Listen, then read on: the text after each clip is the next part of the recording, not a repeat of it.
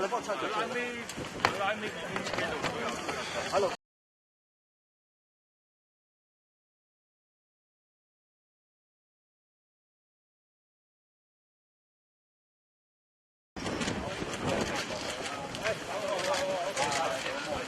好，一路行啊，一路行啊，一路行啊，一路行啊，一路行，一路行，一路行，一路行，最後一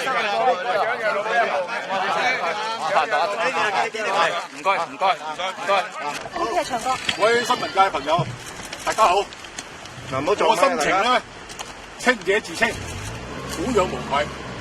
此時此刻咧，我就記得于謙嘅石灰人，千錘萬擊出深山，烈火焚燒若等閒，粉身碎骨全不怕，要留清白在人間。多謝各位。一切源於13年，廉署因為東方明珠案起訴劉夢熊。佢喺件案開審前寄信同 email 威嚇梁振英同廉政專員，自稱頭號愛國猛將，話俾廉署用莫須有罪名拘捕，自己會以牙還牙，以眼還眼，叫 CY 同白韞六打招呼，請佢嘅手下慎之又慎。呢3年嚟，又凍結我啲資產，因為官司纏身咧，我喺上市公司裏邊咧嗰啲副主席啊、主席啊、呢個即係執董嗰啲又冇得做啦，同埋亦都冇得連任全國政協委員，即係完全喺政治上、經濟上、聲譽上、生活上全面嘅一種迫害，俾呢啲莫須有罪名對我政治迫害嘅過程當中，咁我當然嚟講係加強咗批評嘅力度啦。仲會幫佢保駕護航咩？啱唔啱啊？一向語不驚人誓不休嘅占啤真係有料爆啊！占啤話當年做洪亮喺11年尾介紹 CY 俾個傳媒大亨識，到 CY 當選之後佢先知原來 CY 之前應承過大亨4項秘密協議嚟換取支持佢參選，包括俾傳媒大亨響海外嘅親人返香港，禁止政府針對大亨名下傳媒，頒大紫荊勳章俾大亨，同批出多個麻雀館牌俾大亨開雀館賺錢。點知大亨鬧爆 CY 走數，仲叫占啤傳話，叫 CY 公開表明政府曾經應承唔起訴親人就5折收貨。占啤於12年11月19號喺禮賓府同 CY 講呢件事，呢次亦係佢最後一次見 CY， 兩個人之後關係亦都轉差啦。提到 CY 選特首，最多人一定諗起小桃園飯局。占啤當年認飯局由佢牽頭，但當佢再提起飯局嗰陣時就話：嗰啲簡直就方天下之大謬。小桃園嗰單嘢咧，老老實實講，如果唔係劉炳章個電話，根本我都唔會去。問到 CY 識唔識上海仔，佢話照佢分析應該唔識嘅。被裁定妨礙司法公正罪成，姚官唔接納佢自辯話，寄信只係為咗終止唔合理調查。質疑佢講唔出調查唔合理嘅位，信入面提到同 CY 嘅交情，用嘅字眼大威嚇性，明顯係想收信人干預東方明珠案調查。辯方求情話冇預謀犯案，係同 CY 關係有別，先有感而發寫信同 email 俾佢。又話劉夢熊對法律無知先闖禍，已經冇咗做全國政協常委嘅機會，對佢造成好大影響，希望輕判緩刑。姚官話件案相當嚴重，鬧劉夢熊喺特首選戰同 CY 建立特殊關係，再利用嚟威嚇終止調查，打擊公眾對司法公正嘅信任，必須判即時監禁。但考慮到佢對社會貢獻良多，判入獄18個月。佢聽到結果好錯愕，形容裁決夾硬嚟，齊生豬肉，喺犯人欄大叫：歷史將會宣判我無罪，話會上訴到底。由隔空同 CY 講：善有善報，惡有惡報，若然未報，時辰未到，時辰一到，一切都報。第一句想同梁振英講啲咩啊？嚇？第一句想同梁振英講啲咩啊？不值一提。點解不值一提係咩意思啊？因為嚟講，歷史啊，自有公論，公道自在人心。而家係真播政協喎。嗰度嚟講，即係佢唔再留任嘅嘢咧，我已經係曾經喺呢個12月18號啊發表一篇答記者問，咁就已經大家可以上網去睇睇嘅。香港市民宣布我唔會參加，不會參加下一屆行政長官嘅選舉。個原因咧就係我必須喺嚟緊一段時間裏邊咧照顧好家庭。我對社會未來幾年嘅責任同埋對家庭嘅責任之間咧我必須作出一個負責任嘅選擇。12月9號嗰日啊，係農曆11月11，係我生日，特別難忘。我認為時辰到啦，惡報就係包括收5000萬冇依法申報、繳稅、涉嫌公職人員行為失當等等嘅5個問題。呢個會唔會就係689嘅下場？他日自有分曉，但就叫定下一任特首要秋後算賬。仲詳列689執政以嚟有咩政績同得罪過咩人？話中央上屆用盡洪荒之力，先至幫 CY 攞到689票，今屆好可能連601票都拎唔到。風向係幾時開始轉？占啤都有自己睇法。首先喺中央主動釋法呢件事上面，占啤認為事實上係689連形式上呈請中央都冇得做，反映689失去駕馭大局嘅能力。後嚟連發還回鄉證俾泛民呢種微差，居然由姜蓉去宣旨，而唔俾689掏光。不過占啤認為689棄選最大得益者係689自己。特首啊，夾喺中央同港人之間，兩個老闆價值觀南轅北轍，裏裏外外不是人。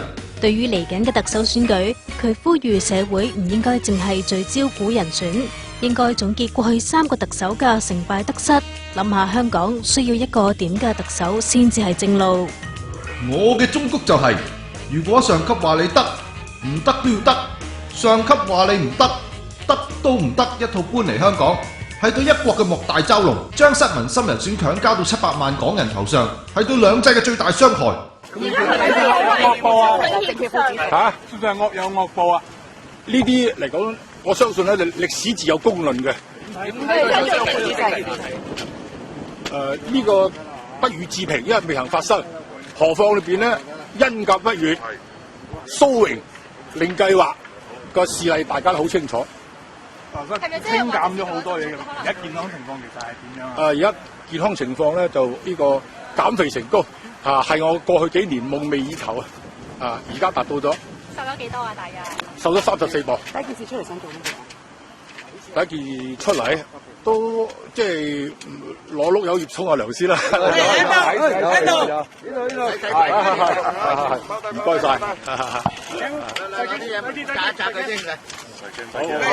行後少少，行後少少。有啲水啊！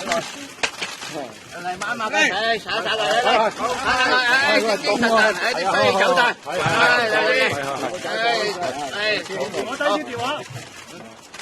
一企翻去好。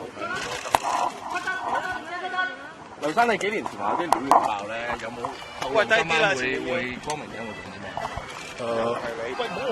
大家到時聽，到時收聽大家。係邊一方面㗎？林鄭咧開嗰個政綱發佈會，會唔會去啊？邊度啊？林鄭今日下晝應該會開政綱發佈會。停一停嗰啲嚟講，因為我今屆咧就唔係選委啊，手中冇票，可以講係桃花源中人，不知有漢，無論魏晉。係幾深入調傾啊？CY 同我劃清界線冇問題，我永遠係為香港人服務。國家先幫手忙啊！手啊，你俾回應喎！拍錯手掌，燒錯炮仗，投錯票箱，撐錯老娘。呢16個字，相信占啤都好深感觸噶啦。占啤寫信俾蘋果，話嚟緊特首選舉，選委要考慮嘅唔係人，係路線。有涼粉蠶神講咩人變路線不變，呢個理論上係荒謬嘅，實踐上係危險嘅。占啤再次狂數689施政4年幾以嚟嘅政績，鬥爭哲學導致社會撕裂，違反基本法第22條規定，冇界限咁迎合西環治港，破壞一國兩制。尤其係向人大常委會呈交嘅政改報告，掛有商有量羊頭，賣一錘定音狗肉，導致一國兩制實踐以嚟最大嘅震盪挫折。仲有製造港獨問題等等，占啤促請各界吸取教訓，否則梁振英2.0上台，香港只會永無寧日走向沉淪啊！加上特朗普上台，令到中美關係大變，為免擦槍走火，一定要保留香港嘅獨特地位同埋優勢。占啤希望中央可以俾特首候選人公平競爭，咁先可以選出有認受性嘅特首啊！我覺得嚟講，香港咧就要堅持一國兩制。喺呢個特首個選舉過程當中咧，我希望啊，大家要記住習近平所講嗰個嘅，堅持一國原則，尊重兩制差異，二者不可偏廢。有啲一左二窄嘅歪論盛行，越走越遠。其實今次嘅特首選舉咧，第一本身係小圈子選舉，第二裏邊咧4個參選人咧都係建制派嘅精英骨幹，佢哋對社會都貢獻良多嘅。但係你講埋晒啲乜嘢中央不任命論啊，呢個中央呢個唯一支持論，甚至乎咧乜嘢對抗中央論，對呢個曾俊華啊呢個葉劉淑儀同埋胡國興3位同樣都係建制派候選人咧，好唔公道。問題在於咩咧？佢哋呢3位參選人背後喺香港嘅民意支持度係佔咗大多數嘅。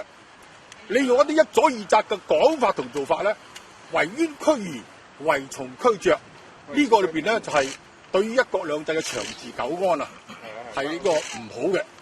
我好擔心裏邊嚟講，3月26號嘅投票日，有人贏得選票，如果失去咗民心嘅話，咁樣樣我哋點樣向呢個鄧小平一國兩制嘅初衷交代咧？何況人在做天在看，一國兩制咧就係香港在做，台灣在看。我認為民族大義、統一大業高於香港內部事務。我哋嗰個特首選舉如果搞成咁肉酸、咁核突嘅話，2300萬台灣同胞睇見咗，佢哋會對一國兩制係覺得有吸引力咧，抑或係反感咧？係嘛？而家搞成咁嚟講咧，好顯然咧就對兩岸和平統一嚟講咧係一個負嘅能量。我唔希望出現咁嘅情況。總之，因為我上一屆咧係選委，捲入太深啦，係嘛？拍錯手掌，燒錯炮仗，投錯票箱，撐錯老兩，到頭嚟一個慘痛嘅教訓。咁所以今一屆咧，我就唔會對人，但係只係講事啊。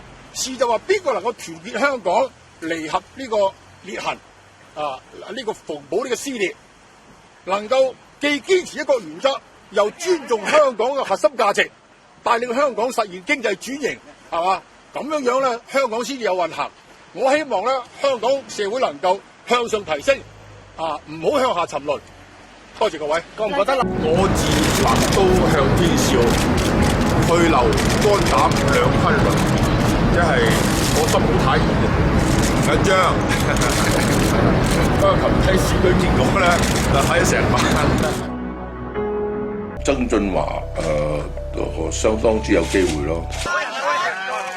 總之支持不如地利，地利不如人和。